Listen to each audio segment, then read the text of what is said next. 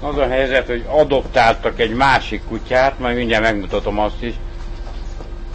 Marhára megvan. Kurvára meg van sértődve, rág szívem, de igaza is van. Hát persze, mi a fasznak kell egy másik. Nézd, itt meg van dögölve. Fekszik, mint a döglött. Semmi, darabrony. Annyi. Jött egy motor, most kicsit csóválja a farkát, de sem. Egyébként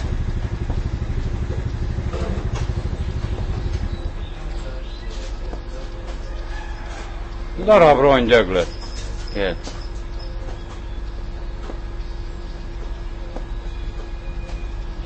Rám néha figyel, persze. De egyébként megvan. Így van.